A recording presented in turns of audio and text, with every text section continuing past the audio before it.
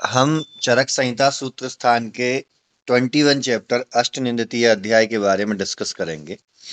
ये चैप्टर क्यों सिलेक्ट किया गया, इसके पीछे एक रीजन है। हम अपने आयुर्वेद में हमेशा यही कहते रहते हैं कि हमारे आयुर्वेद में हार्मोन से रिलेटेड कभी चर्चा नहीं की गई। हार्मोन्स से रिलेटेड कोई चर्चा ही नहीं है। तो अष्टनिंदितीय अध्याय जो है, इसमें हार्मोन्स से रिलेटेड ही चर्चा की गई है। ये हार्मोनल इम्बैलेंस का ही चैप्टर है। कैसे है? यहां सबसे पहले इसके नाम को हम देखते हैं कि इसका नाम जो रखा है आचार्य चरक ने, वो रखा है अष्टनिंदितीय अध्याय। अष्टनिंदितीय अध्याय, इससे क्या समझ में आ रहा है? हमें बेसिक से चलेंगे, इसको बेसिक से लेकर के क्लिनिकल पैटर्न पर लेकर के चलेंगे हम, तो आराम आराम से समझिएगा। अष्टनिंदितीय अध्याय का अर्थ है 8 ऐसी डिजीज जिनकी वजह से ये दुनिया वाले आपके ऊपर हंसेंगे, आपकी निंदा करेंगे। मतलब ये क्या होने वाला है? इसका मतलब ये होने वाला है कि आप दिखने में बेकार लगने वाले हो, क्योंकि आपको देखकर ही इंसान सबसे पहले हंसता है। आपकी बातों पे हंसेगा तो वो आपका एक टैलेंट है, लेकिन आपको देख करके हंस रहा है मतलब कोई प्रॉब्लम है। आपकी बॉडी स्ट्रक्चर में, आपके फेशियल स्ट्रक्चर में कोई ना कोई प्रॉब्लम है, कोई ना कोई समस्या है, जिसकी वजह से वो देख करके आपको हंस रहे हैं, आपकी निंदा कर रहे हैं, आपकी निंदा कर रहे हैं। यहाँ चरक बोलते हैं, ही खलु शरीरम अधिकृत्याष्टौ पुरुषा निंदिता भवन्ति तद्यथा अति दीर्घस्य अति हृष्यस्य अति लोमा च अलोमा च अति कृष्णस्य अति गौरस्य अति स्थूलस्य अति कृशस्येति। मतलब आचार्य चरक ने ऐसी 8 प्रकार की डिजीज या 8 प्रकार के ऐसी प्रॉब्लम्स बताई हैं, जो कि सेंसुरेबल हैं, निंदनीय है, हमारी बॉडी को एक बेसिक स्ट्रक्चर प्रोवाइड करने का काम नहीं करती है। तो यहाँ पर अगर आप देखें तो सबसे पहले जो आता है वो आता है अति दीर्घ। अति दीर्घ,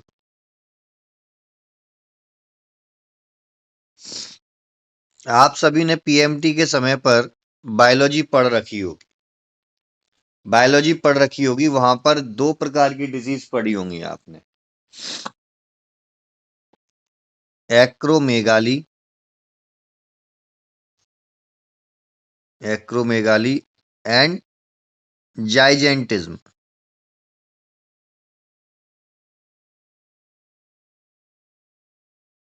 जाइजेंटिज्म,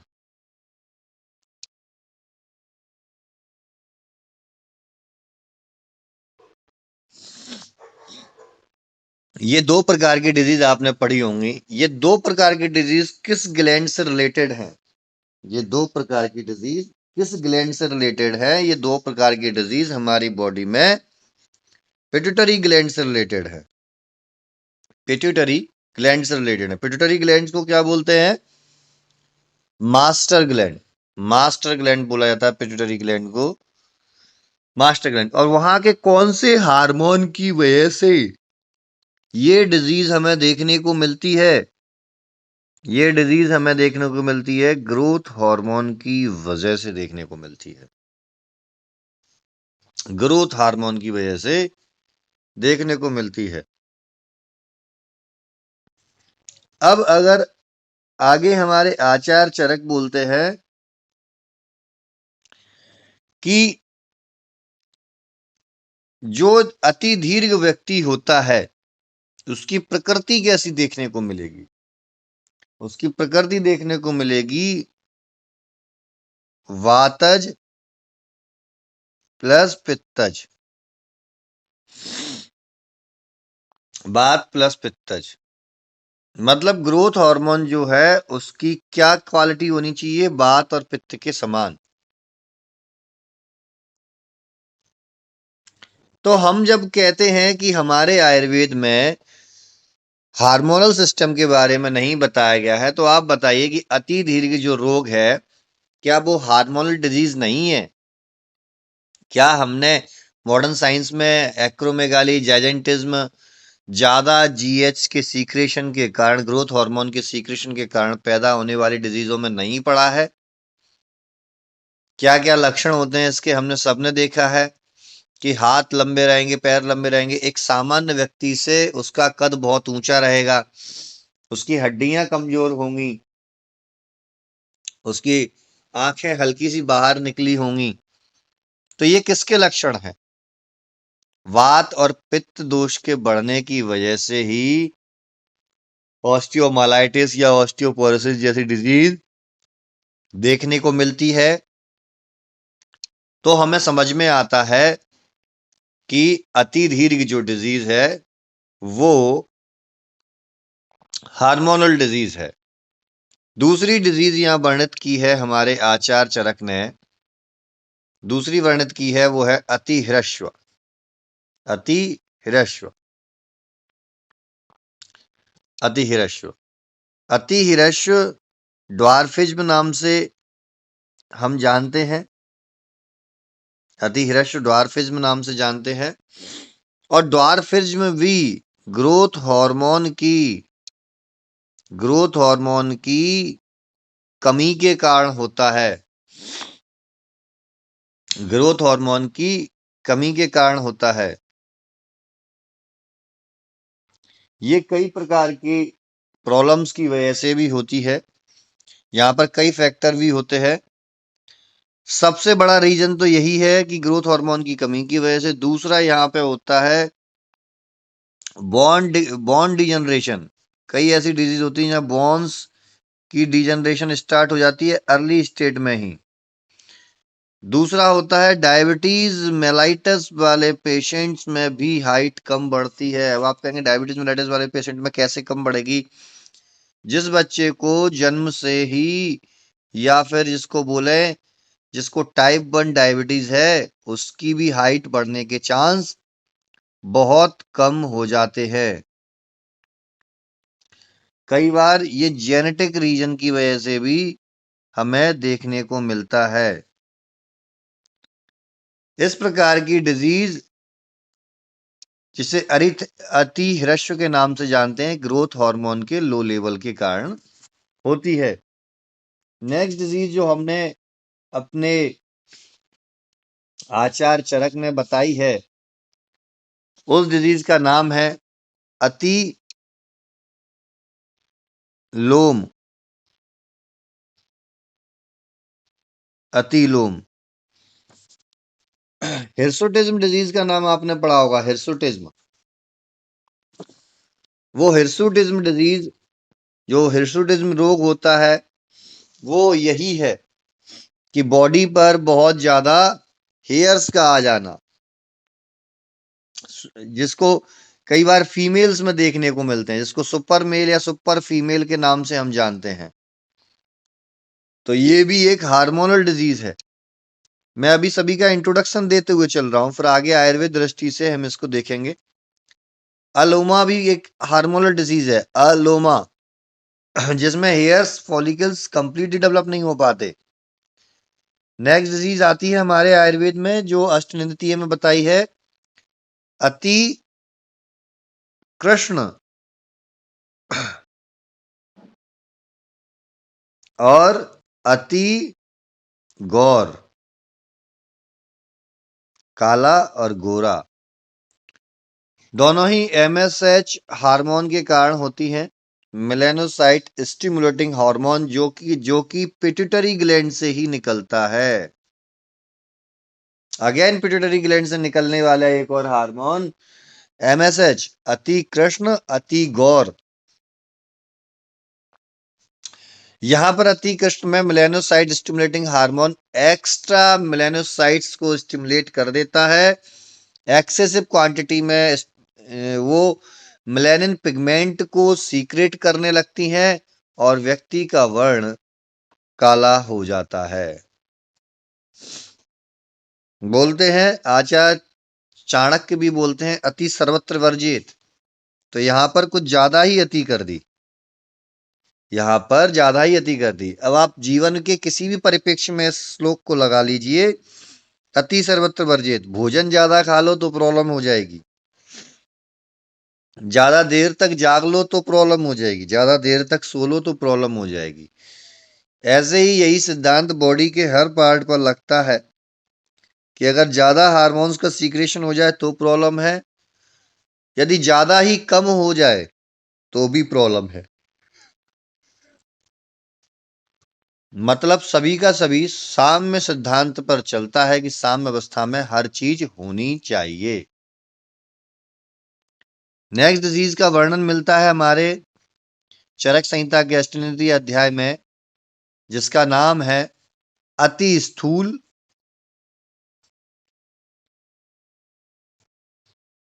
और अति क्रस। यहां दो बहुत फेमस डिजीज के नाम आने वाले हैं। अति स्थूल, अति क्रस। जनरल पॉइंट से तो आप सभी समझते हैं कि जो व्यक्ति बार बार मोहर मोहर खाने का आदी हो, बहुत कम एक्सरसाइज करने वाला व्यक्ति हो, वो स्थूलता की श्रेणी में आ जाएगा। और जो व्यक्ति चुन चुन के खाने वाला हो, एक्सरसाइज बहुत एक्सरसाइज या फिर यूं कहें कि अपनी क्षमता से ज्यादा कार्य करता हो लेकिन उसके अकॉर्डिंग उसको भोजन प्राप्त ना हो पा रहा हो, वो व्यक्ति क्रस की श्रेणी में आता है। क्योंकि यहाँ पर ये दोनों अति स्थूल अति क्रश आचार्य चरक ने उस परिप्रेक्ष्य में ना कह करके उन्होंने बताने की कोशिश की है कि अति स्थूल नाम की एक डिजीज पहले मिलती थी, जिसके कई प्रयास करने के बावजूद कुछ अलग ट्रीटमेंट उनको खोजना पड़ा, जो कि अन्य स्थूलता के ट्रीटमेंट से थोड़ा अलग था। अब वो क्या हो सकती है डिजीज? तो वो है हाइपोथायरॉयडिज्म।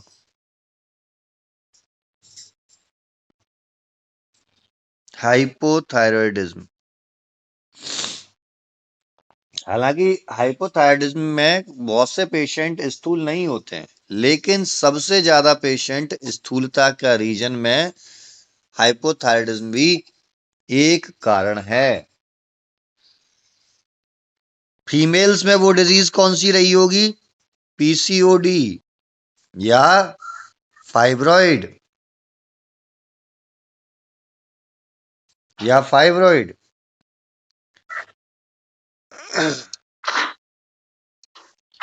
तो इन डिजीजों के नाम से आपको समझ में आ रहा होगा कि ये कहीं ना कहीं हमारे हार्मोनल सिस्टम से रिलेटेड है। यहां पर टीएसएच जो हार्मोन है उसका लेवल बहुत ज्यादा हो जाता है, और पीसीओडी में प्रोजेस्टेरोन हार्मोन का लेवल डिस्टर्ब होता है। फाइब्रॉइड में भी ऐसा ही प्रोजेस्टेरोन और ईस्ट्रोजन के हार्मोन लेवल डाउन होते हैं। तो हमें समझ में आया कि हाइपोथायरॉयडिज्म इज अ अति स्थूल डिजीज और हाइपरथायरॉयडिज्म इज अति क्रस डिजीज। हाइपो इज अति स्थूल एंड हाइपर इज अति क्रस। हमने ये अभी 8 प्रकार की जो डिजीज पढ़ी, उन 8 प्रकार की डिजीज में हमें ये समझ में आता है कि कहीं ना कहीं ये सारी डिजीज पिट्यूटरी की ग्लैंड से रिलेटेड डिजीज है। पिट्यूटरी की ग्लैंड से रिलेटेड डिजीज है। अब मैं आपको एक सिस्टम समझाने वाला हूं जो हाइपोथेसिस एक्चुअली में हमने ही बनाई है, जिसको रिलेट किया है। हमने देखा है मनोवैश्रुतस, मनोवैश्रुतस हमने पढ़े हैं। मनोवैश्रुतस क्या है? कि मन का वहन करने वाले, मन के अंदर जो भी है उनका वहन करने वाले श्रोतस मनोवह श्रोतस की श्रेणी में आते हैं। तो यहां पर आप अपने मन को देखिए, मन में क्या क्या चीजें आती हैं। Hypothalamus, hypothalamus, pituitary,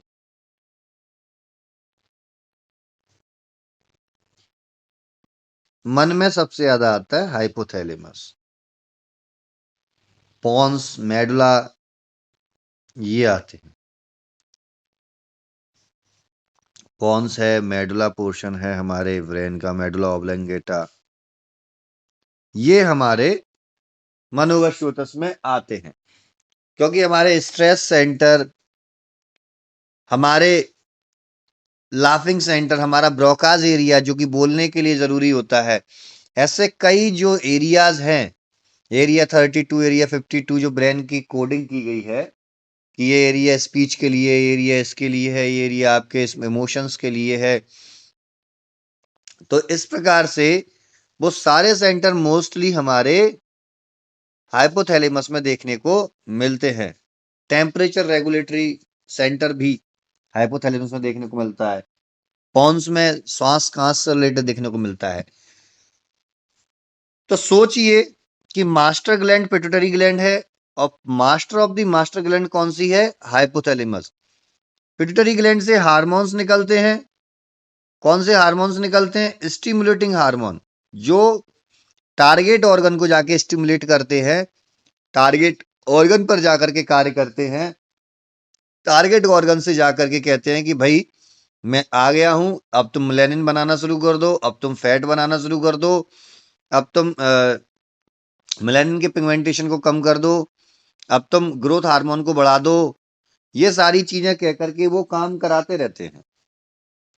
but pituitary से जो स्टिमुलेटिंग हार्मोन्स निकलते हैं ज्यादातर, उनके लिए रिलीजिंग फैक्टर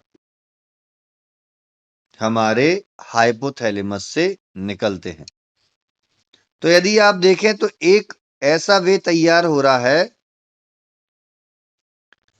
जिसमें एक ऐसा ट्रैक तैयार हो रहा है जिसमें हाइपोथैलेमस एक्टिवेट करता है पिट्यूटरी को, और पिट्यूटरी रेगुलेट करती है डिफरेंट टाइप ऑफ ग्लैंड्स को, जिसमें एडिनल ग्लैंड्स आ गया, आपका थायराइड ग्लैंड आ गया, ओवरीज आ गई, एंड सो मैनी ग्लैंड्स। नाम लिखेंगे तो टाइम लग जाएगा काफी। जो मेजर मेजर समझाने की कोशिश कर रहा हूं वो समझिए आप।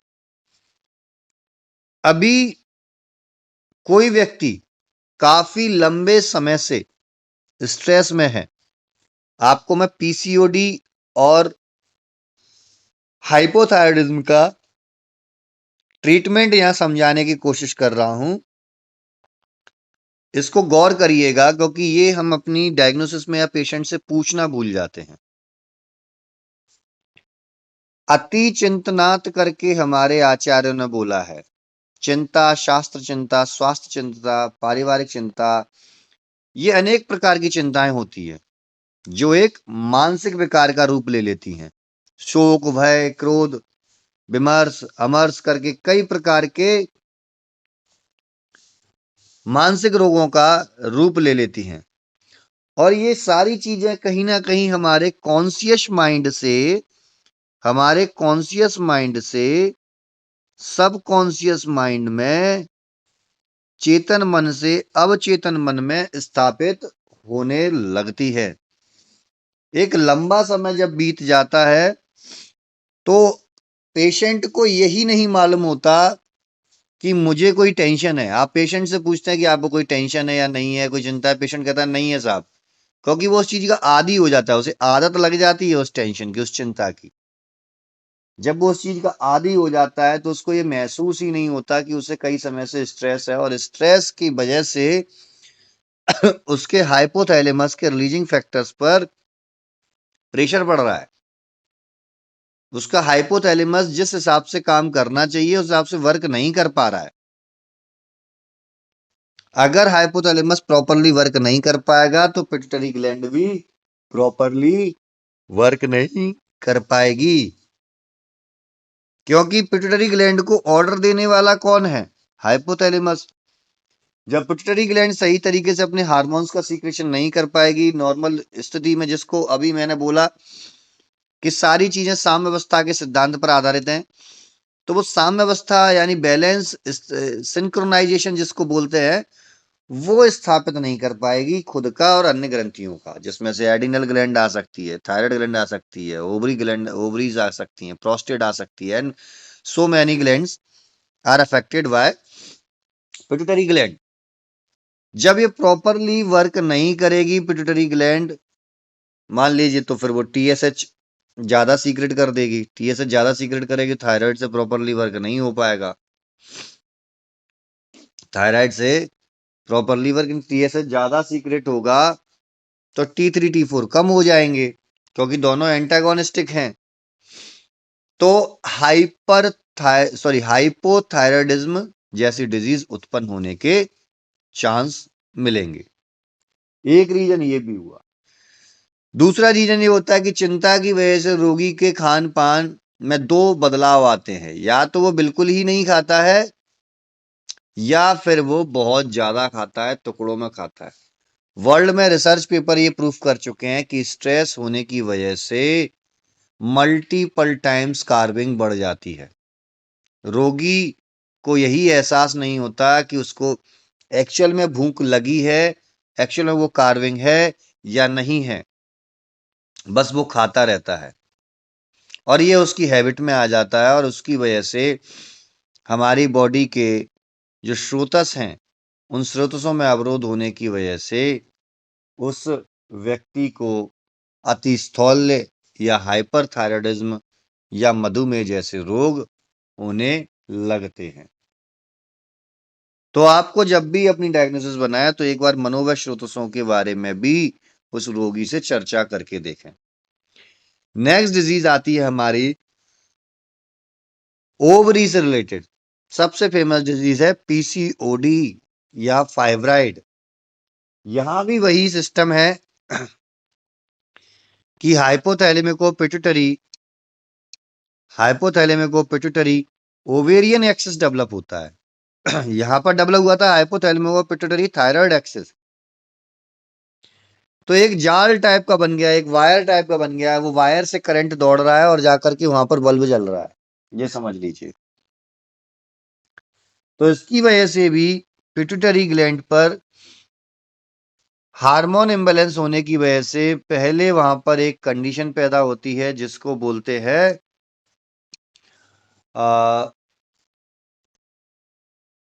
हार्मोनल इम्बैलेंस की वजह से एक एडिनोमायोसिस करके ऐसे एक वर्ड आता है, वो हाँ एडिनोमायोसिस ही बोलते हैं। देन फिर वो जाकर के कन्वर्ट होती है पीसीओडी में या फाइब्रॉइड में, पीसीओडी या फाइब्रॉइड में। तो आपको रोगी को, ऐसे रोगियों को स्पेशली जो थायराइड और पीसीओडी से रिलेटेड है, उन रोगियों को स्पेशली आपको मेडिटेशन यानी ध्यान करने को जरूर बोलना है। फर्स्ट ट्रीटमेंट में आप मेडिटेशन रखेंगे ही रखेंगे, मेडिटेशन रखेंगे। अब दूसरा ट्रीटमेंट जो होगा वो होगा स्रोतो शोधन, स्रोतस अवरोध को तोड़ना, स्रोतो शोधन।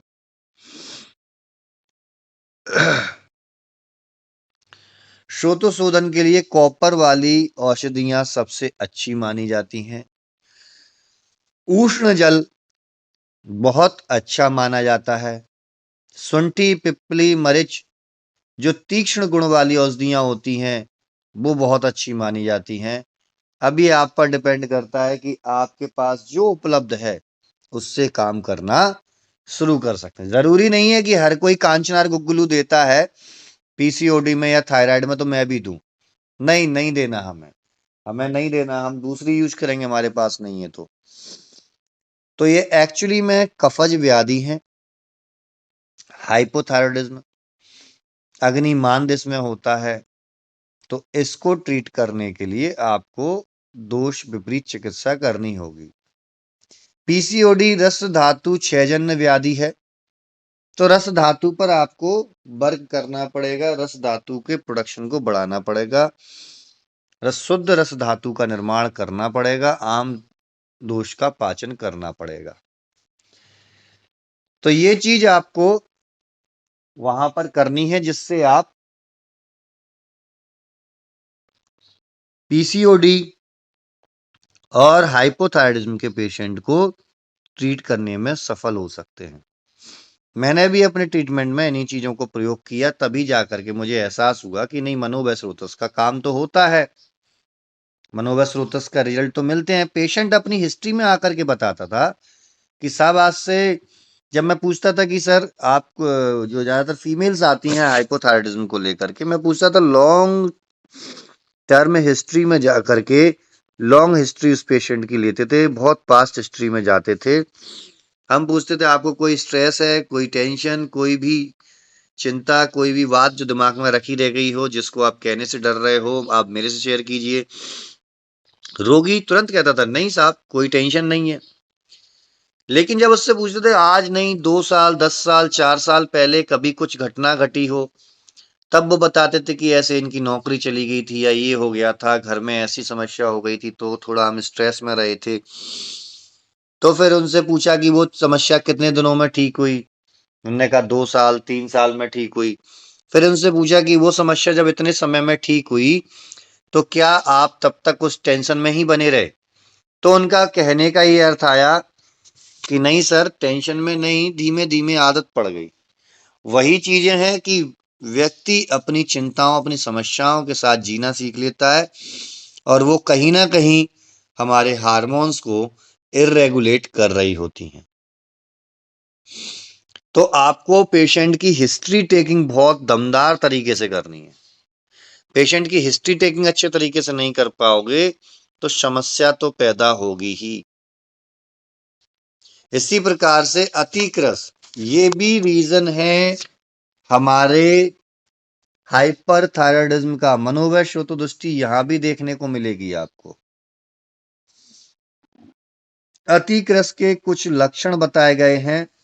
शुष्क स्फेग्रीवो, धमनी जाल संतता, तगस्थि शेषो अतिक्रशा, स्थूल पर्वो नरोमृता।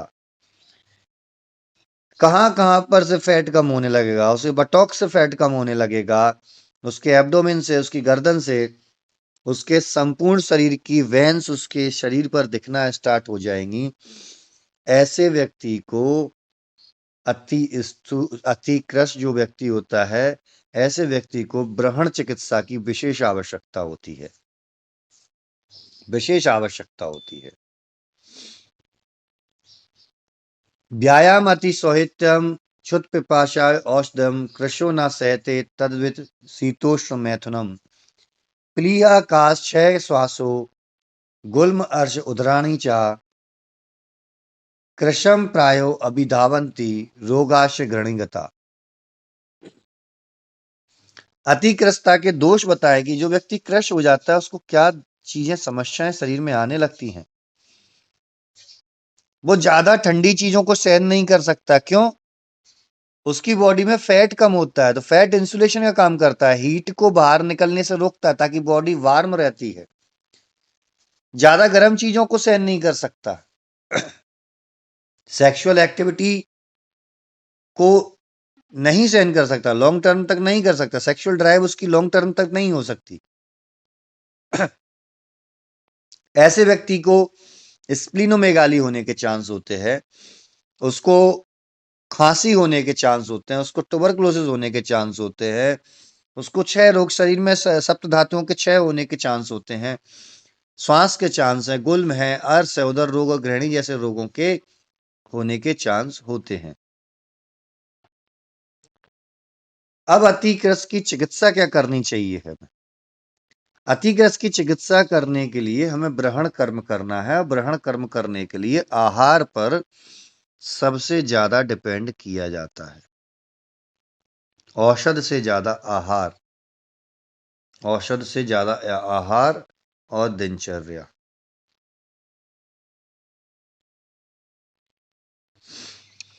तो इस प्रकार से हमने डिस्कस किया अष्टनीति अध्याय में कि 8 प्रकार के यहाँ पर जो रोग बताए गए हैं वो रोग एक्चुअल में हार्मोनल इम्बैलेंस से रिलेटेड रोग है। हार्मोनल इम्बैलेंस के बारे में यहाँ पर बात की गई है।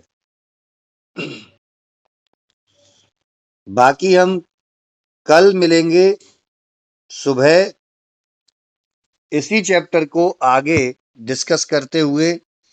अति स्थूल अतिकृस को और डिटेल में समझेंगे, अलोम को, अतिलोम को, अतिगौर को, अतिकृष्ण को, जो अष्टनिंदती है जो बोले हैं उन पे और डिस्कस करेंगे कि इनके क्या ट्रीटमेंट निकाल सकते हैं और एक्चुअल में क्या ट्रीटमेंट हमने प्रयोग किए अपनी प्रैक्टिस में।